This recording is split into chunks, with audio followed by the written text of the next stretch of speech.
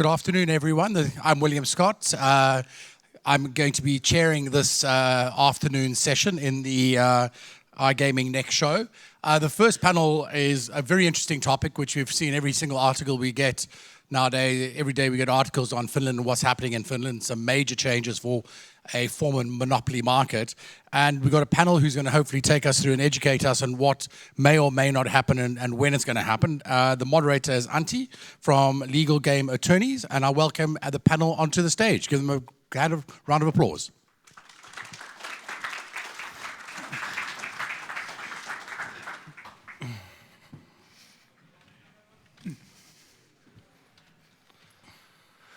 Okay, hello everyone. It's nice to see so many familiar faces and new faces as well in the audience.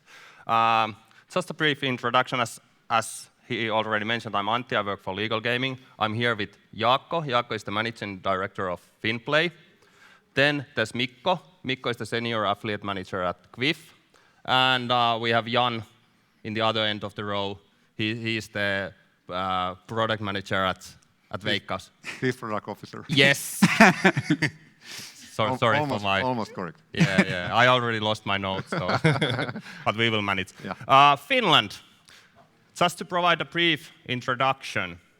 Finland has basically had monopoly system always in place.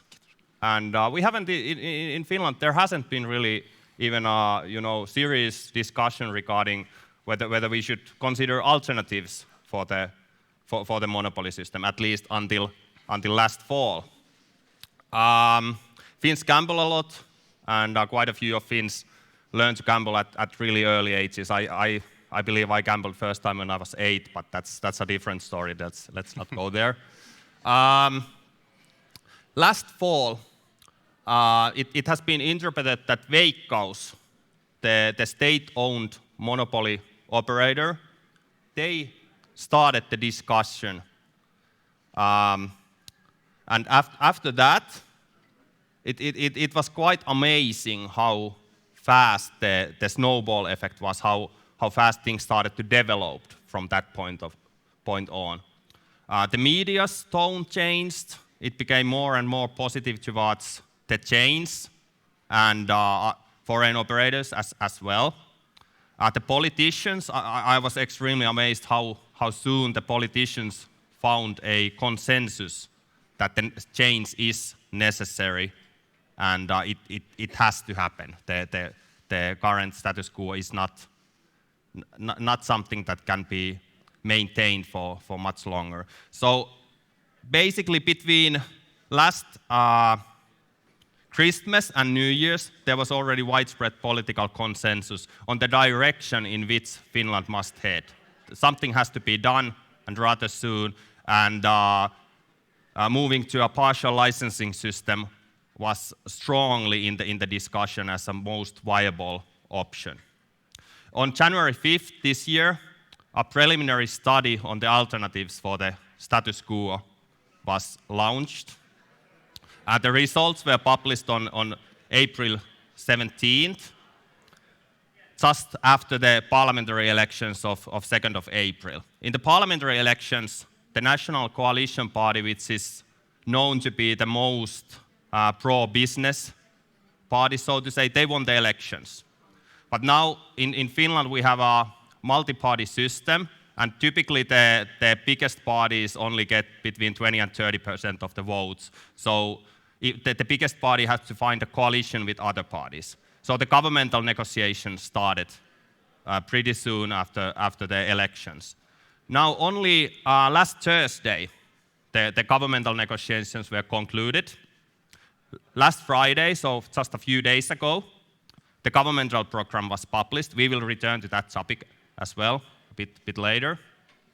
And yesterday, the ministers were named and the government was officially named. So this is really, there's been lots of things happening recently. But now let's go a bit back. As I mentioned, it's been interpreted that Veikkaus initiated the discussion and hinted to the decision makers and politicians alike that maybe there might be a need to consider other options as well. That's, that sounds rather, I don't know, absurd if you consider. How what could be better than have to make business in a monopoly position? Luckily, we have a Jan here who have insights about this. Could you, Jan, please elaborate what was behind the Veikkaus statements and what was the rationale? Yeah, it might sound a bit surprising. I can admit that, but actually, if we go back in history, Veikkaus, the current Veikkaus is formed from 3 different companies. One of them had all the casino operations, one of them had lottery operations, sport betting, and one of them had horse racing in total. And they formed, they were merged as one company, and that was in 2016, 17? And every year since then, Veikkaus, our CEO actually has said that if the channelization or the market share goes near to 50% or below it, Finland should consider a different model than monopoly. And now we are there. So, as I said, it might sound a bit surprising, but it's been said quite many times before, at least to our owner, the state. So, yeah. Okay. And we welcome the change. That's really interesting. You mentioned that Veikkaus had the plan that the change is necessary if the market share falls on the area of 50%. Now the online market share has been estimated to be on that area. Mikko and Jaakko, you know a lot about the Finnish iGaming market as well. What led to this situation? I mean, it's a monopoly market after all. How is it possible that Veikkaus, market share on online market is only on an area of 50%? How is that possible in a monopoly market? Could you, Jaakko, maybe start? Yeah, I think that the underlying factor is that kind of everybody can anyway play wherever they want, and kind of marketing until, let's say, a few years back was rather free. So kind of the trend has been there since the beginning, and it has been going to, well, as Jan said, to 50% and even below that kind of. And I don't see any big reason for Veikkaus or anyone else saying that okay, there is kind of de facto monopoly, because de facto the monopoly has already crashed.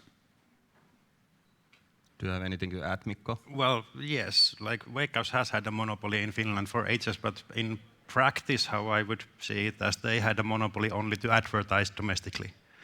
And in nowhere it was made illegal or prohibited that Finnish people could not play on international online casinos. And this has led to like unhealthy market competition in a way that because Veikkaus has a monopoly, they have to follow their own rules. And then the other operators offering games of Finland, they have their own set of rules and regulation that they follow. So that has led into the situation that Veikkaus's market share has diminished over the years. Spot on. Yeah. And I think that this is the kind of, it's all about the money, basically, that at the moment Finland gets the, let's say, the harm of a bit more free operators, and then Veikkaus is kind of, and only 50% or less of the kind of, let's say, gambling tax or whatever is getting into the market.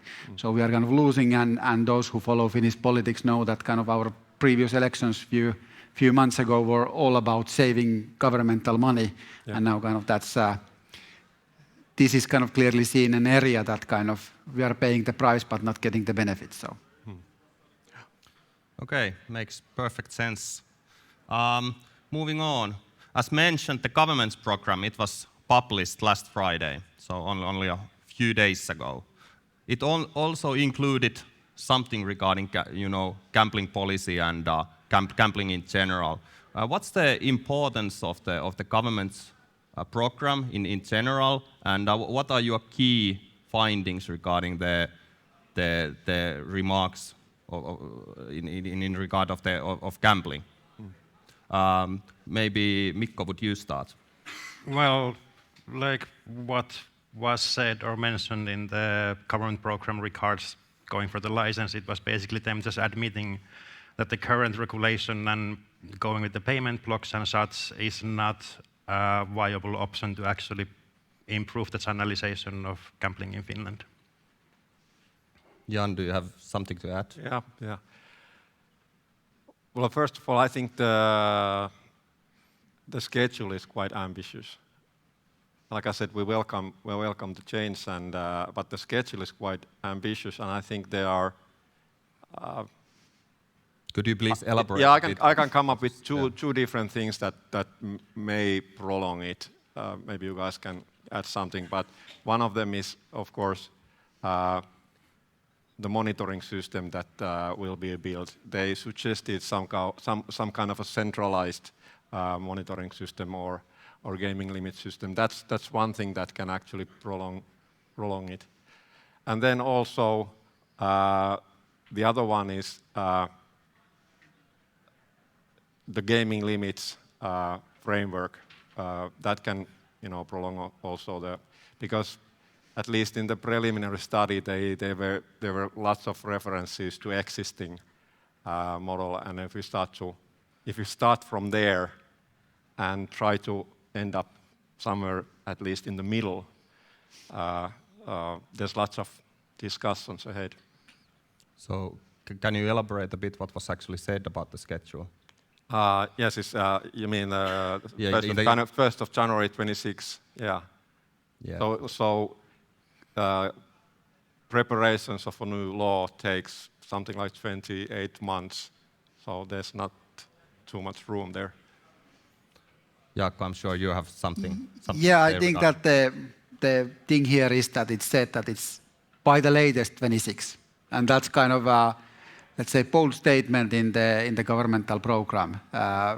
Everything else in the program which was stated, I would think, was like a bit vague, not too much details, nothing concrete in there. But the statement that it's 1st of January 26 at the latest, because kind of as Mikko said, there is a multi-party system in Finland, and this they wrote 7 or 8 weeks this governmental program because every party has to kind of get something and lose something when they were creating the program, and it's really detailed. I think it's like 220 pages.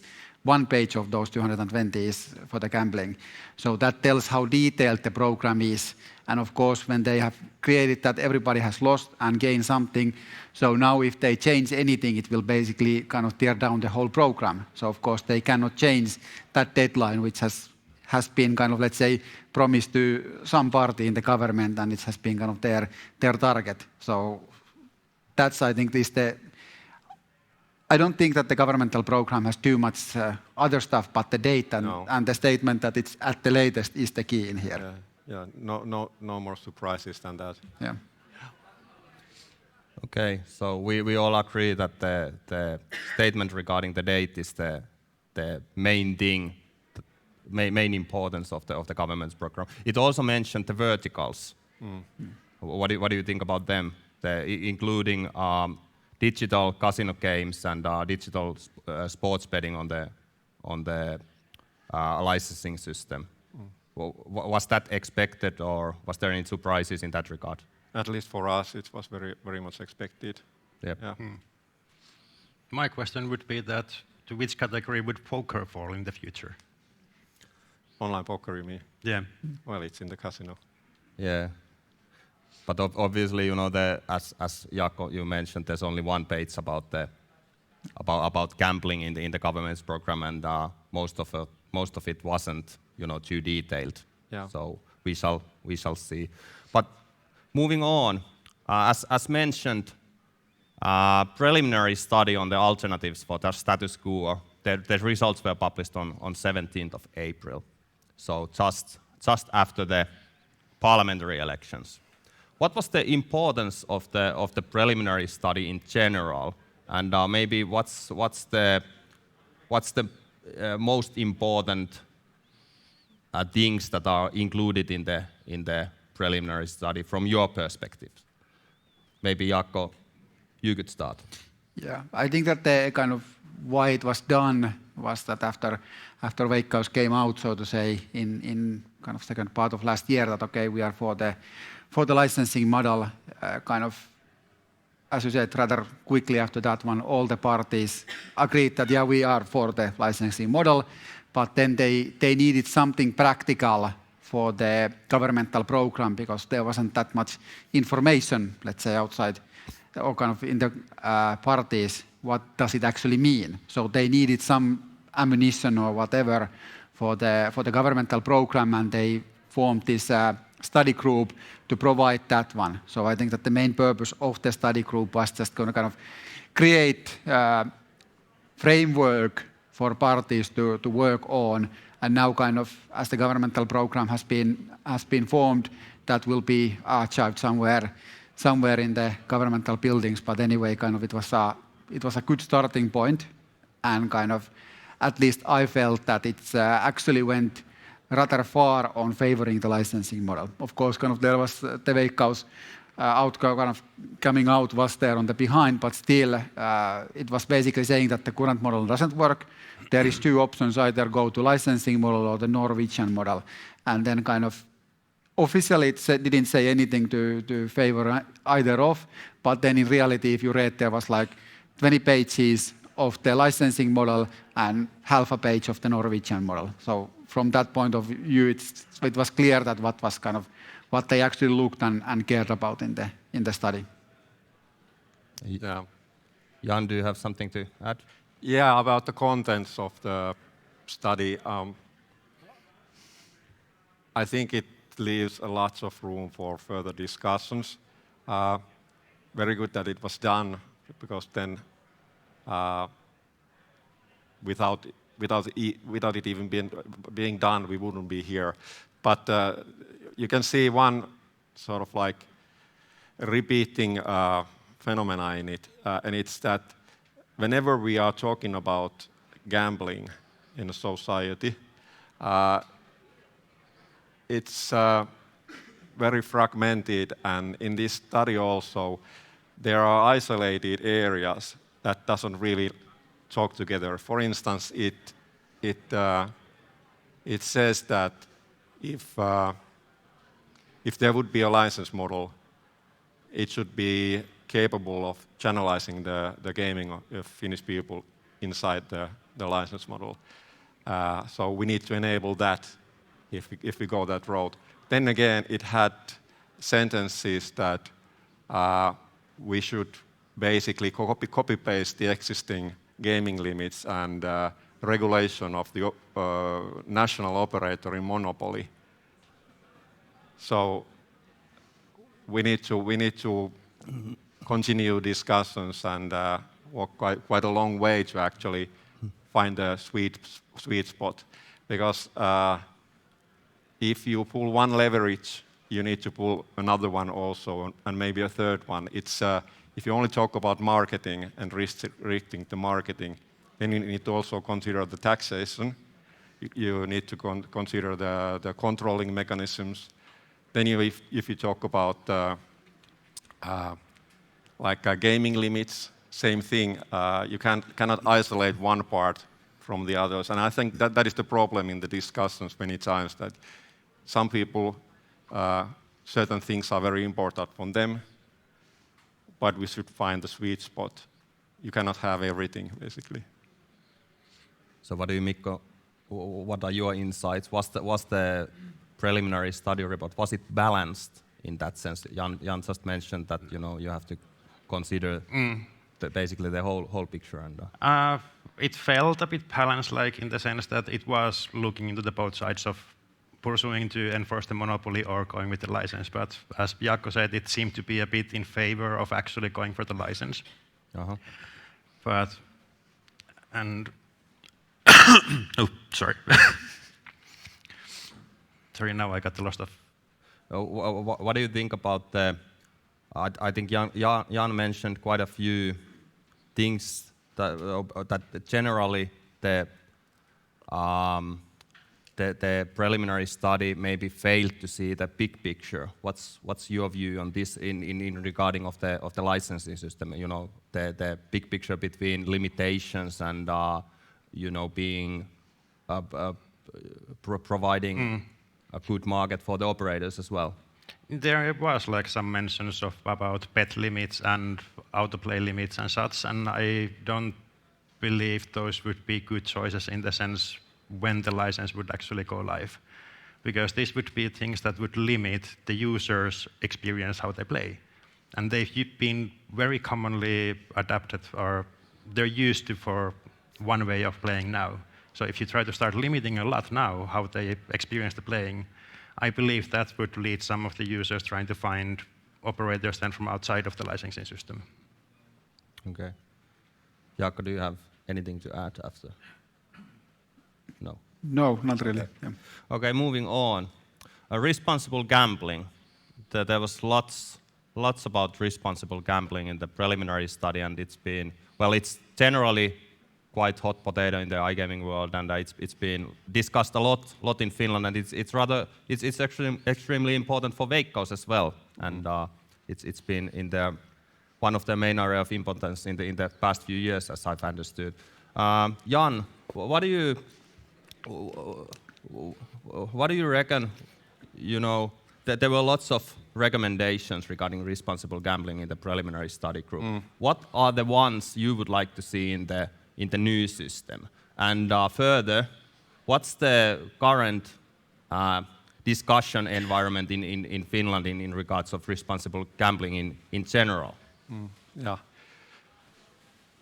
Well, first of all, like I said, I think at least some of the comments that were there were it was a blueprint from existing model, and we've been building last couple of years. We've invested heavily on responsible gaming. We've built basically an omni-channel ecosystem where all the gaming is authenticated. Soon even physical scratch cards will be authenticated. You cannot play them without telling who you are. So it's been a massive undertaking from Veikkaus and focus during the last years. But I'm not going to answer which are my favorite parts from there. But I think it's there are a couple of things that will be in discussions. For instance, will there be operator-based or player-based limits? That's one thing that will affect heavily on the market and the license system. Also, is there like heavy marketing restrictions? And it's a couple of things. It's gaming limits, game features, operator control within the license and offshore also. Then there's taxation and marketing. It's the whole. And like I said, if you pull one lever, you need to fix the other ones too. And that's the thing. Yeah, sure. Was there something in this regard that you might not prefer to see in the new law, perhaps? Or you mentioned that you don't want to pick up the favorites. Was there something? You mentioned that it's all about the big picture. I guess that's the main thing. Yeah. Well, it's of course I think everybody can agree here that you shouldn't target the games to underage people and all that, and to some extent maybe sponsoring in the events where there are lots of underage people, you can consider that. But how can you actually monitor that? How can you control that? Those are the questions. Okay. So moving on to marketing. Well, Mikko, you've been working for an extended period of time with marketing. What's your take on this preliminary study from the marketing perspective, and more generally, what has been the discussion atmosphere in Finland in regards of affiliate marketing and the marketing in general? Well, if you look at just at the preliminary study in regards to marketing, and it's a bit going back and forth, that it says that marketing should be allowed, and then it says that marketing should be limited and shouldn't be allowing sponsors on underage events and such. And the current situation is that you're not allowed to market in Finland at all. But with the license, I do hope that there is going to be appropriate opportunities for the operators and companies to have marketing opportunities and do sponsorships with sports clubs or otherwise work with media companies in Finland. Sure. Did you find it surprising that the preliminary study didn't include a single mention of affiliate marketing, though affiliate marketing in general is extremely important for B2C operators? Yeah, I was actually a bit baffled that they didn't take any kind of a notion on this, because if you look at the whole gambling industry, from the player to the affiliate to the operator, the ecosystem, the affiliates play a huge part in that.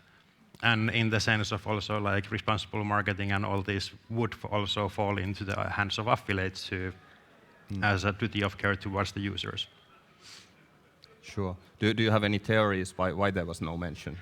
I don't think they realized actually looking into it, because iGaming affiliation in Finland doesn't exist in a way. So I don't think it was kind of not even the radar to look into it.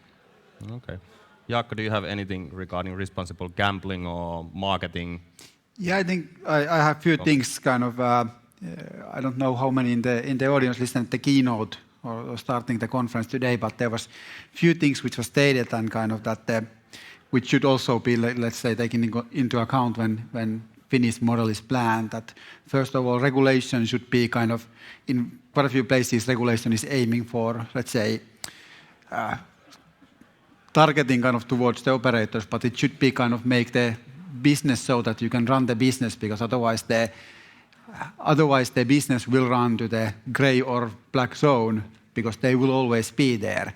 And the industry is kind of clearly dividing into the, let's say, white and black markets. So kind of the regulation should support those operators who want to kind of work on the white area. So the regulation should support them on managing the business there. Because if there is too much things stopping them, then there is no operators, and then there is no business, and then the whole idea of the licensing model collapses. And then maybe kind of to continue from that, I spoke with one of our operators in the Netherlands, because Netherlands is one of the examples which just regulated, and he gave few tips on what should be done on both on the kind of especially in the operator side, that the operator should also kind of look this as a marathon, not a sprint. So kind of aim for the long-term profits and not the short-term ones. And then at the same time kind of have an active dialogue with the regulator on technical aspects, but also on responsible gaming aspects, and unify as a kind of business, and not just kind of speak one operator to regulator one thing and the second operator second thing, but kind of unified voice towards the regulator. Yeah, that's very well put. Yeah, I think I hope that we will go forward so that there will be sort of a roundtable discussion and between the operators and the regulator and all the parties that are in this process. And best way to find some kind of a sweet spot is try to avoid extremities. So, for instance, marketing, if it's too loud, it's not good for the industry. Then again, if you cannot market, that's not either. And it's the same thing with the players, actually, and maybe also for the responsible gaming. Yeah. Now that you mentioned the need for the roundtable discussion, I can't help asking a further questions in this regard. What do you reckon? How well will the industry be heard during the process, during the upcoming legislative process? Are you do you consider the chances of being heard, good, or is it, or are you more pessimistic in that sense? Or what's your take on this? Well, I'm always optimistic, so Well, yeah, let's hope that there are lots of discussions and really trying to do the best possible system. Sure. Who knows how it goes? Yeah, let's hope so. Okay, moving on. B2B licensing has been mentioned as, or it was suggested in the preliminary study group. And could you please, Jaakko, share your insights regarding what is B2B licensing and what is its importance in general? Do you think that Finland should implement B2B licensing perhaps at the same time with B2C licensing, or should it be included at all? And what's the importance of B2B licensing potentially? Yeah, I think that the B2B licensing was one of the things that kind of surprised me on the report. It was stated there clearly that Finland should kind of bring in B2B licensing, which basically means that kind of at least those key suppliers of the operators should be licensed in the and kind of be somehow regulated in the market. No one kind of, there is no clear definition. It varies from market to market that what are the key suppliers. But for us, for example, as a platform provider, we will for most certainly fall into that category. But anyway, kind of the study group report, it just said that there needs to be B2B licensing. So I cannot comment why, because the why was missing there. It was kind of, my guess is that because Sweden is just introducing B2B licensing, so it was just kind of looked from there that, okay, Sweden is doing this one, it must be a good thing. Finns look always to Sweden that whatever they do, we have to do the same. But kind of, even though as a company for Finnplay, B2B licensing in Finland most likely would be a good thing. Personally, I'm a bit against that because still I'm missing the why. What is the kind of the added benefit of that kind of adding the bureaucracy, adding the kind of law for that one? It will kind of prolong the period. So and the benefits of the B2B license have not yet been seen. Kind of, I understand that there is this kind of sustainability in general of the whole product chain, but then in the other market it's done so that kind of the operator in the end is responsible of the whole chain, that is the companies providing services, and that is actually happening in every other industry. You look for the chocolate industry or the clothing industry, which are kind of have also issues in the kind of, let's say, supply chain. So there is the kind of it's actually the B2C brand which is ultimately responsible for everything which is happening in there. So kind of I would like to understand what is the big kind of target of the B2B licensing before kind of voting for that one, and kind of all the added cost and challenges which come with that one. Yes, as you mentioned, Finland always look after what Sweden has done and what the other Nordic countries have done, and the preliminary study group, it mentions Sweden in regard of the B2B licensing as well. What do you reckon, what would be the best model countries for Finland if Finland would introduce a B2B licensing, either simultaneously with B2C licensing or at later stage? What would be the best model countries for Finland to learn from? Best model countries. Or what would be the main characteristics that should be, or the main things to be avoided or included in the system? Yeah, I think that there needs to be then kind of first of all clear definition on who needs the B2B license. In the previous kind of cases, it has been unclear who actually needs the B2B license. I think Mikko can comment that do the affiliates need the B2B license and so forth, because it's kind of, it is the question that how far in the chain you go. And then the second question is that kind of more of statement that you are in the market, like it seems to be more in the Sweden, or is it then kind of that, okay, there is actually throughout kind of investigation on your platform and you need to certify it kind of with a certain periods and whatnot. So I think that those are the main two things. And before saying that, okay, what's the model we should follow, I would like to understand that why we need it. Yeah, definitely so. Okay, moving on. Cooling off period.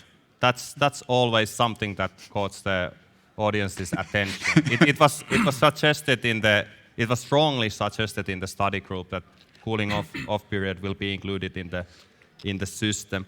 What are your views?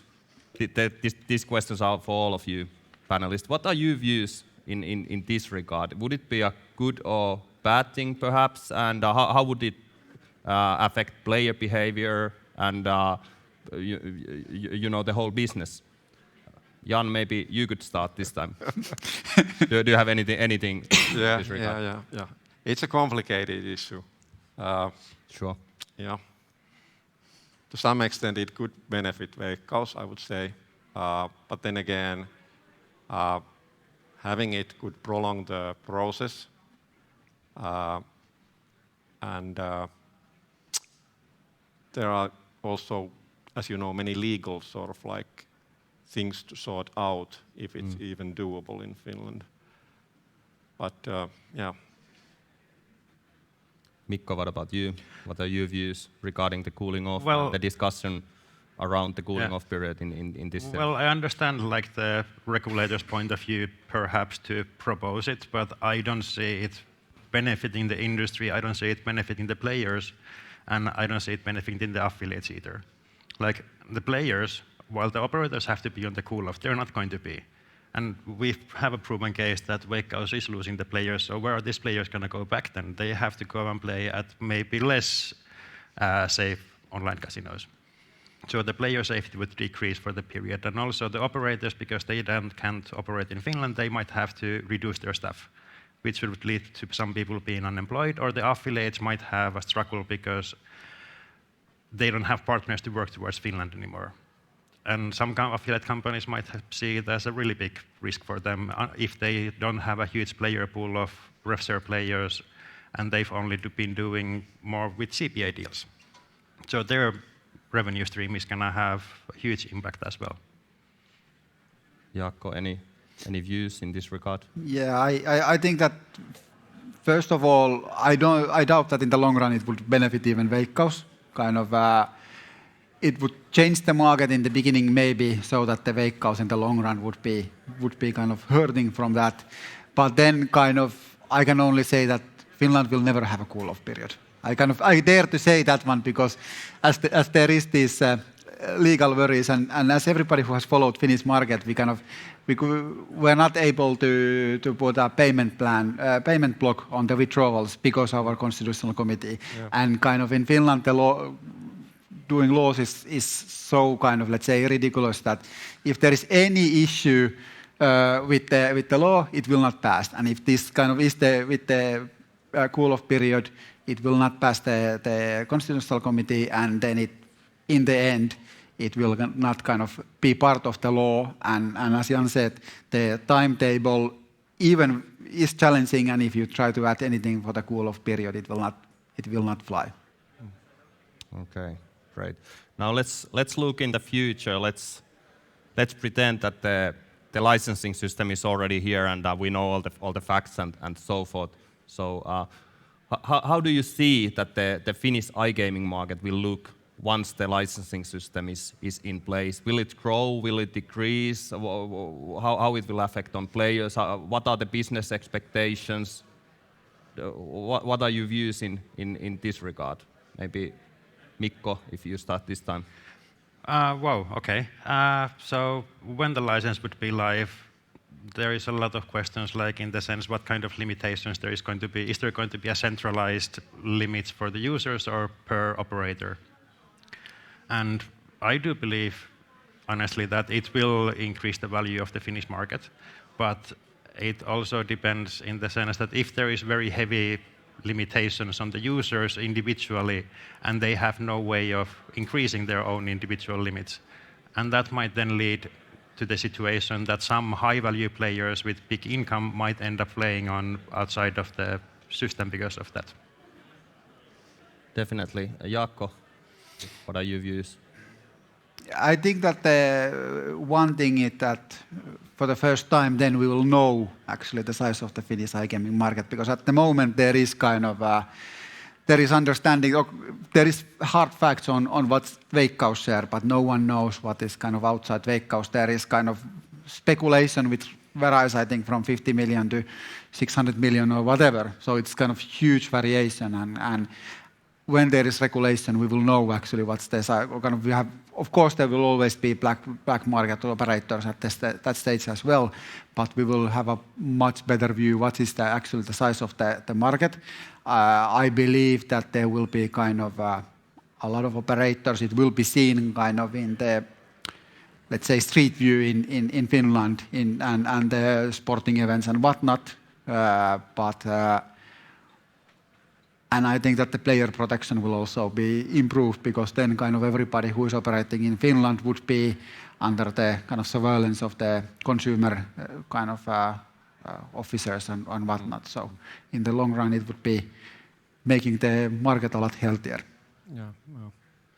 Yeah, it really depends on how the system will be, planned and executed.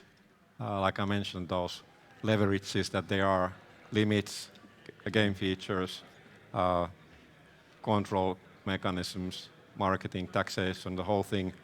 But if it will be done well, of course, there's opportunity for growth also, and I hope it goes that way. That there's moderate growth opportunities also. So we all agree the devil is always in the details. Definitely. Yes. So what about how have your respective companies prepared for the licensing system? Have they already done some preparation, or is there some steps your companies are going to take in this regard? Jaakko, maybe you could start this time. If there's something you can comment on this regard. Yeah, well, for us, the devil is really in the details because for us the important thing is, well, let's start. Do we need a license? We don't know about that one yet. Second thing is all the technical regulation. That is not there yet, and that's kind of in the key of our work. But of course, we have already started the preparations. We are kind of looking on what will be, what are the speculations. We are making sure that kind of we have the pieces in place that when we know what is needed from us, that we are there kind of to run it. Because kind of we also have some kind of, let's say, pressure on doing this one. I think that we are the only platform provider in the Nordics with the 40% of the management team speaking Finnish as native language, so we kind of have to do it. Mikko, what are your insights in this regard? Is there something you can comment on? Well, not so much, but there is not much to prepare because the license is still 2 years ahead. So right now it's just waiting and once in a while checking updates from the National Police Board, what's the current situation. Yeah, and obviously, Veikkaus approach always interests people when it comes to Finland. Is there something you can share in this regard? Yeah, I think we have a total opposite, that there's lots of things to do. So it's going to be busy years. We need to form new companies to start with and think about the technologies and stuffing and everything. It's a massive work. Has the process already started, if I may ask? I can answer this question so that we are a company that has a culture and attitude to be ready whatever life throws at us. So whatever the conditions we want to perform, and that's how we've gone through the years. So we will be ready. Awesome. Final question is regarding the timeline. I mean, we already discussed this a bit. The preliminary report mentions the deadline, the 1st of January 26. When do you see that the licensing system will be in place? Is it possible that it will be in place already before 26, or is it possible that there's some road bumps on the way and which will delay the process? Or how do you see the situation? Maybe we'll start with Jan. I don't think it can be faster in any way. It will be 1st of January 26, or then it will be failed and it will be in summer 26. Mikko? I think that it's the January 1st, 26 is quite optimal in the sense when it might happen, and I would like to be optimistic and hope that it would come sooner actually, but I don't really see that happening anymore. Jaakko? Yeah, I don't think we get any argument over this one because kind of I think 1st of January 26 is even kind of rather optimistic considering everything that has to be done kind of on legislative and kind of side on founding a new kind of regulator which has to be done based on the governmental program and kind of technical requirements and setting up the national exclusion database and whatnot. So there is simply too much things to be done to have it any sooner. I think that the 1st of January 26 is already achievement. If they fail, as Jan said, it might be kind of summer, but still it's coming from there. I think this was consensus with the people I spoke even before the governmental program. It just kind of confirmed that 1st of January 26 is the optimal and most likeliest date. Okay, great. Did I forget to ask something relevant from you? Or is there something you maybe want to comment further? Is there any questions for me, maybe, in this regard you would like to ask? Or do you have anything to add on the discussion? How has your company getting ready for the Oh, it's been rather busy for us. There's been lots of questions. Yeah, I've noticed. Yeah. So, yeah. What do you think about the timeline? I think it's rather optimistic. There's still a lot to do. It's great that the government's program cementized the timeline. Now we know that the licensing system has to be ready by the 1st of January of 26, and it really helps. It's easier to understand how the process goes because it's actually possible to count from the end to the beginning because certain things take certain time, and it makes things much more predictable, and there won't be as many opportunities for the certain governmental authorities to cause speed bumps or so on. So it really I find it personally rather big thing or rather important thing that the government program actually mentioned the time. That was rather important. Anything else? No. Maybe we might see for 26 a similar situation that happened with Germany, that the regulation and taxation starts from the January 1st, but actually the license will be released later that year. Yeah, well, one thing, as I see the situation, now that the timeline has been more or less established, it kind of forces the regulator to think whether it's actually possible to have the system fully ready by that time, or whether they will have to implement certain characteristics later on, like for example B2B licensing, if that will be included, or certain other measures. It might not be possible to get everything ready by that within that time frame. So that's something to remember. But if there's anything else, I really like to thank my panelists. Thanks for the lively discussion, and thanks for the spectators. Thank you.